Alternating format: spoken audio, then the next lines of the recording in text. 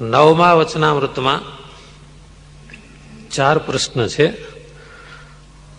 પહેલો મુક્તાનંદ સ્વામીનો પ્રશ્ન છે, મહારાજ, આ જીવના હૃદયમાં યુગ ધર્મ પ્રવૃત્તે છે, એનું કારણ શું?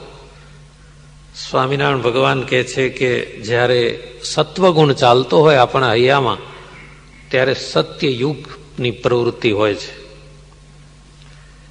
જ્યારે રજોગુણ ચાલતો હોય ત્યારે હૃદયમાં ત્રેતા યુગની પ્રવૃત્તિ હોય, અને જ્યારે રજોગુણ તમોગુણ ભેગા ચાલે ત્યારે હૈયામાં દ્વાપર યુગ ચાલતો હોય, અને જ્યારે તમોગુણ ચાલે ત્યારે એકલો કળિયુગ હૃદયમાં હોય છે. આ રીતે ગુણને આધારે યુગ ધર્મ આપણા હૈયામાં ચાલતા હોય છે. મુક્તાનંદ સ્વામી બીજો પ્રશ્ન પૂછે છે, તો ગુણની પ્રવૃત્તિનું શું કારણ? આપણે તો ઈચ્છીએ કે એકલો જ સત્વગુણ જ ચાલે, તમોગુણ ને રજોગુણ આવે જ નહીં, પણ એ આવ્યા જ કરે છે. આનું કારણ શું? શ્રીજી મહારાજ કહે છે કે આ જન્મમાં કે પૂર્વ જન્મમાં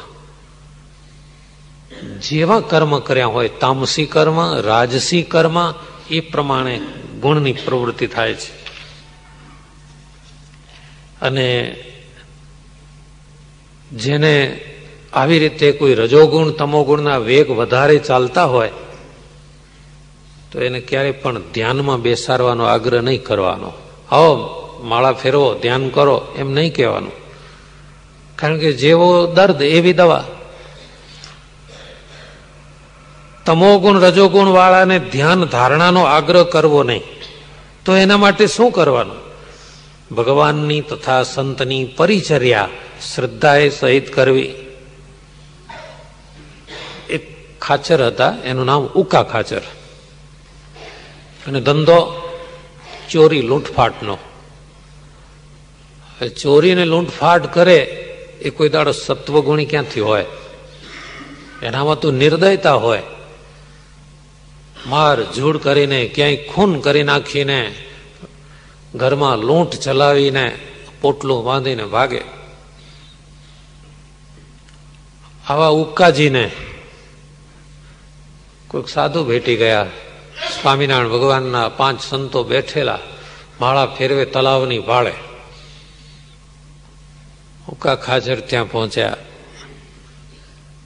પાસે બંદૂક જોઈ એટલે સંતોએ જોયું કે આ યાત્રિક ખરો લાગે છે, આને કઈ કથા વાર્તા થોડી કરાય, બંદૂક લઈને આવ્યો છે. એને એમ ન કહેવાય કે આ બંદૂકમાં ભગવાનની પ્રસાદી ભરો અને પછી ઘોડો દાબો, એવું કઈ કહેવાય? આવો બાપુ આવો. હમણાં જ આપણે સાંભળ્યું ને, ગમે એવો જ્ઞાની કે અજ્ઞાની અગ્નિ પાસે જાય તો ગરમી અડે, બરફ પાસે જાય તો એની ઠંડકનો અનુભવ થાય, અને સંત પાસે જાય તો શાંતિનો અનુભવ થાય. મલિન મનવાળા આ ઉકા ખાચર સંતો પાસે બેઠા ને, સાધુના હૈયામાં તો શ્વાસોશ્વાસ સ્વામિનારાયણ સ્વામિનારાયણનું ચિંતન ચાલતું હોય, એના હૈયામાં ભગવાનની અનુભૂતિ સતત થયા કરતી હોય, એની અસર પાપી જીવને પણ થાય. સંતે કઈ ઉપદેશ ના આપ્યો. કટાઈ ગયેલી લોઢી ઉપર કઈ પુડલા તળાય? આ કાટ લાગી ગયેલા હૃદયને શું કહેવું? કઈ ઉપદેશ ના આપ્યો. ભગવાનનું સ્મરણ કર્યા કર્યું, પણ તરત જ ઉકા ખાચરના કાટના પોપડા ઉખડવા માંડ્યા. ગમે એવી કટાયેલી લોઢી પણ જો અગ્નિ ઉપર મૂકો ને, કાટ બળીને ભસ્મ થઈ જાય. થોડી વાર થઈને અને માથું ડોલાવવા માંડ્યા. હું ક્યાં અને આ સાધુ ક્યાં? એમનું એ શરીર છે, મારું એ શરીર છે. કોઈ દાડો જિંદગીમાં ક્યાંય પાપ, અત્યાચાર, ચોરી, લૂંટફાટ, જોર જુલમ કઈ નહીં. અને મારી જિંદગીમાં આ ધરતી ઉપર કોણ અમર રહેવાનું છે કે આમાં પાપ કરી કરીને પોટલા પાપના બાંધીને આગળ વધવું? માણસના નિશાસા લેવા કેટલાય કુટુંબોના બિચારા હાય હાય કરતા હોય, અને હું એના વચ્ચેથી મારી જુડી દાગીના કે રૂપિયા લઈને ચાલતો થાઉં. આ મારી જિંદગી. અને આ સાધુ કોઈને દુભવે નહીં, કોઈને દુખી ન કરે, કોઈના બારણે જઈને ઉભા રહે, ચપટી લોટ આપે, લઈને ચાલતા થઈ જાય. અને પછી તો માંડ્યો પરિચય કહેવા, સ્વામીજી હું તો અધમ છું, પાપી છું. ઘણાને પેટમાં ડચુરા વળે ને, છાતીમાં ભાર લાગે ને, ઉલટી થાય પછી જ શાંતિ થાય. છાતીમાં ગભરામણ થતી હતી એક ભાઈને, રાડા રાડ કરી મૂકી, હાય મને થઈ ગયું કાંઈક, હાર્ટ એટેક આવશે. હવે એને મૂળ લારી પાસે જઈને હાજે ખાધેલું 9 વાગે, રસોડામાં ખાધું હોય ને ઘરમાં તો આવું ન થાય, પણ કોઈ લારી પાસે ઉભા ઉભા ખાધેલું. અને રાત્રે જોરદાર ગભરામણ થઈ, કોઈ ઓળખીતા ડોક્ટરને રાતના 2:30-3 વાગે જગાડ્યા. ડોક્ટર સાહેબ હેડ્યો હું તો, પણ ડોક્ટરે જોયું કે કાંઈ હેડો એવા નથી, ધક્કા મારીએ તો જાઓ એવા નથી. ડોક્ટરને ખ્યાલ આવી ગયો, દવા આપી, ઉલટી થઈ, હોળુહાટ.